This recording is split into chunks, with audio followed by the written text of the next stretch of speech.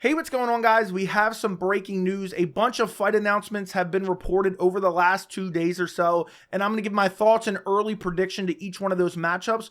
But also earlier today, Dana White teased some massive news coming later tonight. So I'm going to give my best prediction on what that news may be at the end of this video.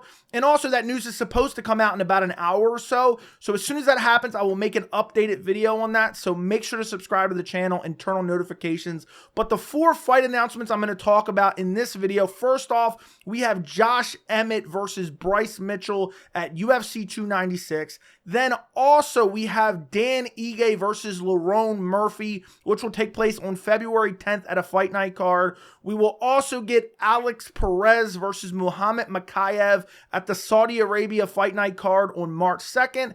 And lastly, and this is not 100% confirmed yet, but there's been rumors for a while, and now it's being reported, Gilbert Burns versus Jack Della Maddalena at UFC 299, which takes place on March 9th. Okay, let's first start off with Josh Emmett versus Bryce Mitchell in the featherweight division. You have Josh Emmett, who's ranked number 6, Bryce Mitchell, who's ranked number 10. I think this is some of the best matchmaking they could do on such a short notice time period, because originally it was supposed to be Josh Emmett versus Giga Chikadze. Giga Chikadze got injured, tore his groin, had to pull out of the fight. There was a bunch of different rumors, potentially Diego Lopez, which I would have absolutely loved, but Bryce Mitchell gets the fight, and I think this is a fun fight. I mean, Josh Emmett's getting up there in age. He's coming off of 2 losses, but look who they're against. They're against Ilia Topuria, where he got absolutely decimated for 5 rounds, and then the fight before that gets finished by Yair Rodriguez for an interim featherweight title fight, where he was competitive in that fight. He hurt Yair in that fight, and, you know, I know Josh Emmett's getting up there in age, and I know a lot of people are saying he's washed, but he's still a good, solid test for some of these up-and-coming contenders in the featherweight division, particularly a guy like Bryce Mitchell. This is a perfect fight. Now, I am a bit disappointed that this isn't Diego Lopez for a multitude of reasons, because I really would have liked to seen Diego Lopez get that massive jump up in the rankings. I mean, the way Diego Lopez fights, the big win over Pat Sabatini, and I know Pat Sabatini isn't all that great, but the way Diego Lopez just dispatched him was super impressive. And the fact that Diego Lopez, on a short notice, had a relatively competitive fight with Movsar Evloev, I would have liked to seen him get this opportunity. He threw his name in the hat. He was begging for this fight on Twitter. He didn't get it, but another reason I'm a little bit disappointed is it was rumored that the UFC was making Bryce Mitchell versus Diego Lopez. And for me personally, Bryce Mitchell versus Diego Lopez is better than Josh Emmett versus either one of those guys. So I am a little disappointed it kind of broke up that fight. But at the same time, I mean, this is a fight to really find out how good Bryce Mitchell is, because Bryce Mitchell, a lot of people were hyped up on him. Then he got the fight against Ilia Topuria, gets absolutely wrecked. Then in his last fight against Dan Ige, I thought it was a robbery. I thought Dan Ige beat him. It was a close competitive fight, but I thought Dan Ige won that fight 29-28. He gets robbed. And so now you have a Bryce Mitchell who seems to be one-dimensional. I know he got that big win over Edson Barboza, but Josh Emmett is going to be a massive test, because Josh Emmett has very good striking. He has nasty KO power, and also he has decent wrestling. Okay, if you get him down, his jiu-jitsu isn't all that great. He ended up in a triangle against Yair Rodriguez, but this is a big step up in competition for Bryce Mitchell.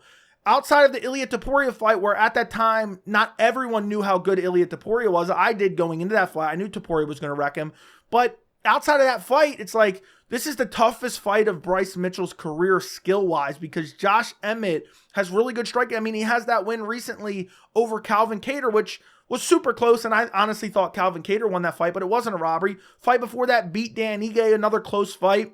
But Josh Emmett's been around forever. He's a veteran of the sport. Pretty solid striking, pretty solid wrestling, and good power on the feet.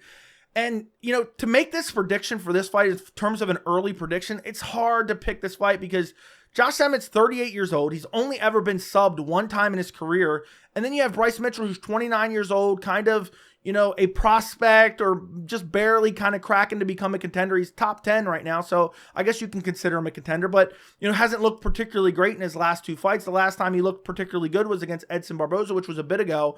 And I always hate picking older fighters on the decline, but I have to go Josh Emmett in this fight. I don't know if Bryce is going to be able to go out there and just maul him, take him down, and find a submission.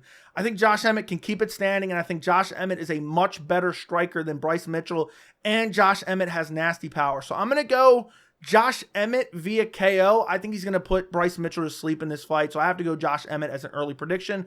Next fight we're going to talk about is Dan Ige versus Lerone Murphy. Dan Ige is ranked number 14. Lerone Murphy is ranked number 13. This is a solid fight. And, Dan Ige's kind of been on the downslope. He's lost 4 out of his last 6, but the last fight against Bryce Mitchell, I thought Dan Ige won. Lerone Murphy, a contender making his way up the ranks, 13-0, undefeated, has looked really good, super well-rounded. Coming off a win over Josh Coulibaly, which is a solid win. Before that, coming off a win over Gabriel Santos, which I know a lot of people don't know those two guys, but if you're a hardcore fan who follows the sport, Josh Coulibaly and Gabriel Santos, they're 2 very solid wins for an up-and-coming prospect in the featherweight division.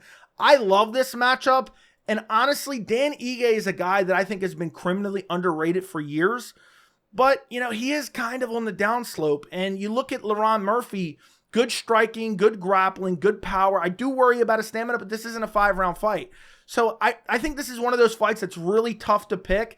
I think it could go either way. I think this is excellent matchmaking by the UFC because Murphy hasn't really had an opportunity to prove himself. He's fought good other prospects, but you look at his overall resume, there's not a whole lot of name value or veterans on his resume. Now he gets an opportunity to fight a guy in Dan Ige who's been around forever, who has nasty power, who has good striking, who has good takedown defense.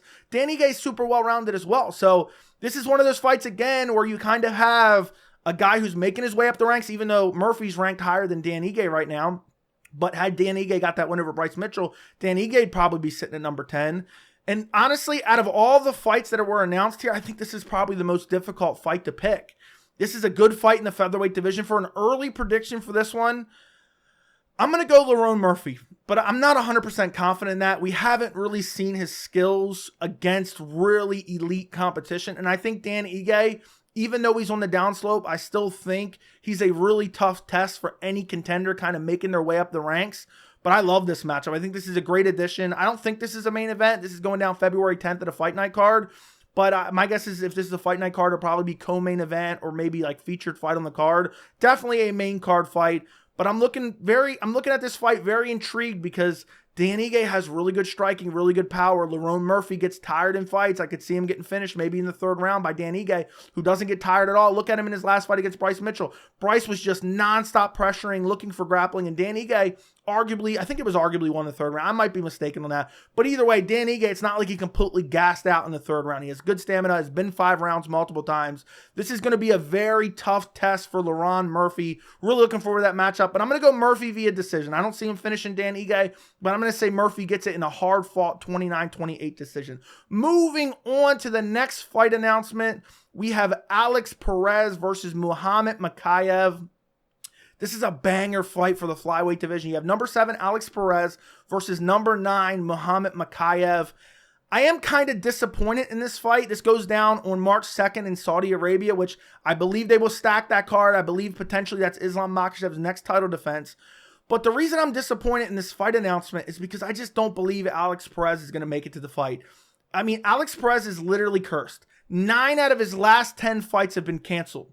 9 out of his last 10. Now, they haven't all been his fault when they've gotten canceled. Some of them has been his opponent's fault, but probably about half of them, if not more than half of them, have been Perez's fault. So I'm just looking at this fight and I can't get excited for it at all. Even though I do love this matchup, even though I do think it's a great test for Mokaev, I just don't trust that Perez is going to show up. Last fight against Manel Kape, canceled. Kai Kara France, canceled. Amir Albazi, canceled. Made it against Pantoja. Before that, Askarov, Schnell, Askarov, Schnell. It's crazy. And I know not all those are his fault, so I'm not blaming him. But I'm just saying at some point, it's like Perez is just completely cursed, and every single fight he's booked in seems to be getting canceled for one reason or another.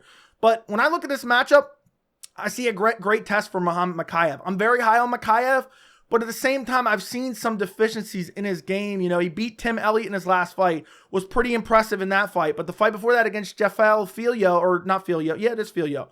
In that fight, he almost got caught in a knee bar towards the end. And he didn't tap, which was super impressive. But it's like he's had these fights, and he ended up getting a submission there. He's had these fights that have been kind of not very impressive, and then he saves them at the end. He saves them at the end by finding a finish. So he's looked really, really good. He's super young. He's always talking about, I want a top 5 opponent. I want a top 10 opponent. He's only 23 years old. He's undefeated. But, he's getting a tough test against Alex Perez. I would have liked to see him get a steeper test, to be quite honest. But you look at his most recent wins, they're not against the best competition. Tim Elliott was a solid when he got a finish there. But what's crazy about that fight is I thought Mokaev was winning that fight, but on the judges' scorecards, for some reason, they had Tim Elliott up on the scorecard. So had Mokaev not got that finish, he would have lost that fight via decision. So good on him for getting the third round finish. But I still think he has a lot to learn, and I still think he has a lot of improving to do for 23 years old.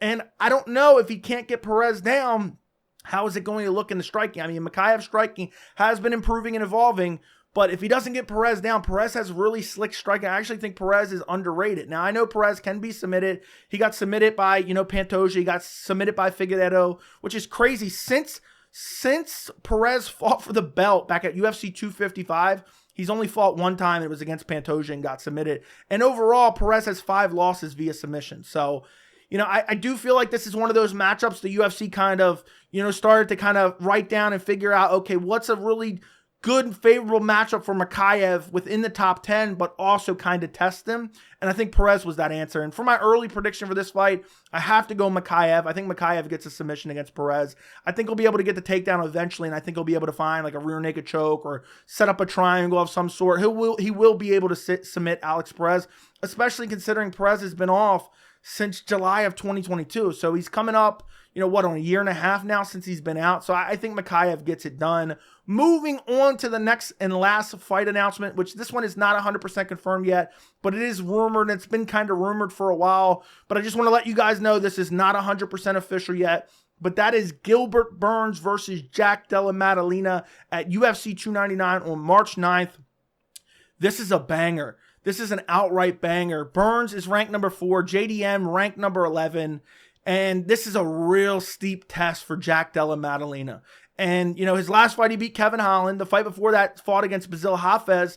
Arguably lost that fight. I thought he did lose that fight. Got out-grappled heavily in that fight. Pulled a lot of guillotines, so he did end up on his back, by his own fault multiple times. But Gilbert Burns is, we know how good Gilbert Burns' grappling is. Look what he did to Tyron Woodley a while ago. And I know Tyron Woodley was on the decline at that point in time, but I'm just saying, if Jack Della Maddalena is getting ragdolled, and that's a bit of an exaggeration, by Basil Hafez, Gilbert Burns has excellent takedowns, excellent jiu-jitsu. He lost his last fight to Belal Muhammad, but, that's not a horrible loss to have. Look how good Belal Muhammad is, and look where Bilal's at now, waiting for a title shot. The win before that against Jorge Masvidal, out-grappled Jorge Masvidal and outstruck him as well. The fight before that, out-grappled Neil Magny, finished him in the first round. The fight before that, had that war with Khamzat Chimaev. You go back, ragdolled Stephen Wonderboy Thompson, gave him PTSD against wrestlers.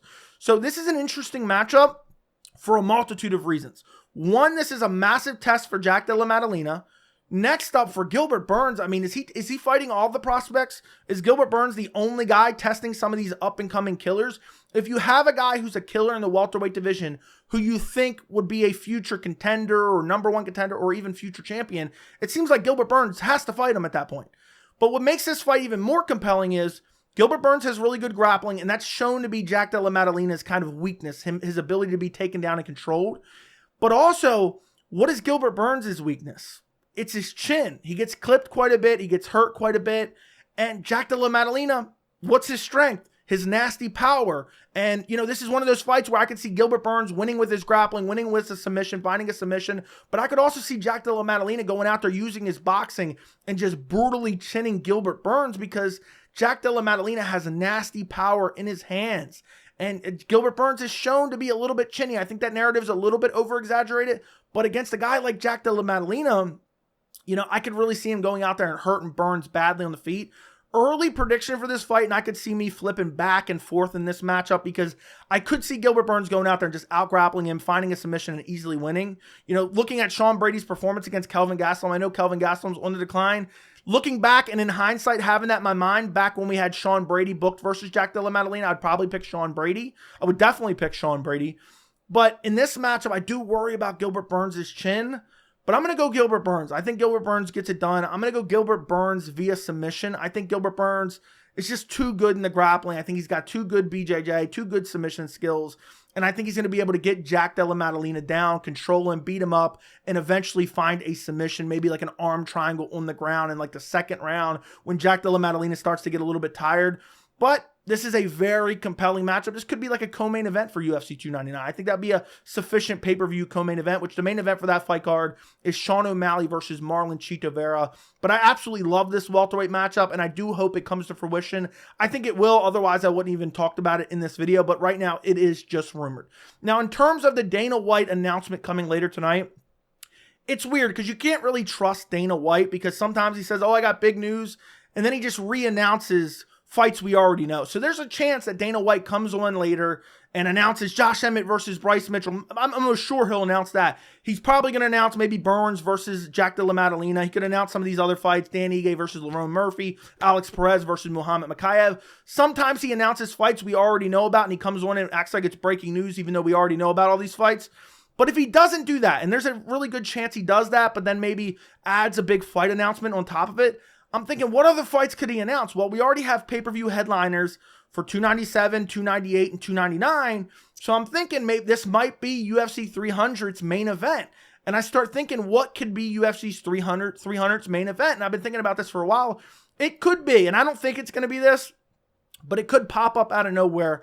Alex Pereira versus Israel Adesanya 3 for the light heavyweight title. Would not shock me, but I think that's pretty unlikely, but it is possible. I could see Adesanya saying, you know what? I'd like a shot at that light heavyweight title. He said in the past, oh, you know, Jamal Hill can have him, take care of him, but Jamal Hill's dealing with legal issues right now. Maybe that does affect it, maybe it doesn't. Maybe they could announce Alex Pereira versus Jamal Hill for UFC 300. Maybe that's not the main event, but maybe it is. Those are two potential options, but I don't think those are super likely. If I had to say which one was more likely, it'd be Alex Pereira versus Jamal Hill. I think Israel Adesanya wants some time off. I don't think he's going to pop back into the cage, you know, in April or March or late March or early April and fight Alex Pereira up a weight class. I mean, that's a very tough task, and Alex Pereira would have a massive size advantage. So if it was one of those, I would say probably Alex Pereira versus Jamal Hill.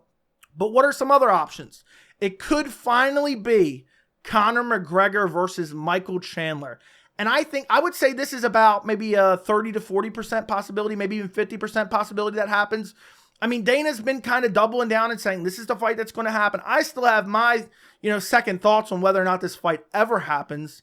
And, but if you look at UFC 300 and you look at the landscape of the UFC right now, there's not a whole lot of options. So it could very well be Conor McGregor versus Michael Chandler. But what if it's not that?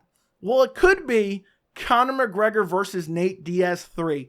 And this is a fight I've kind of hinted at a couple times before, saying it wouldn't shock me if the UFC re-signs Nate Diaz. Conor McGregor has said, I want a warm-up fight. I want a warm-up fight. And while Nate Diaz isn't like the easiest fight ever, that would do massive sales for the UFC.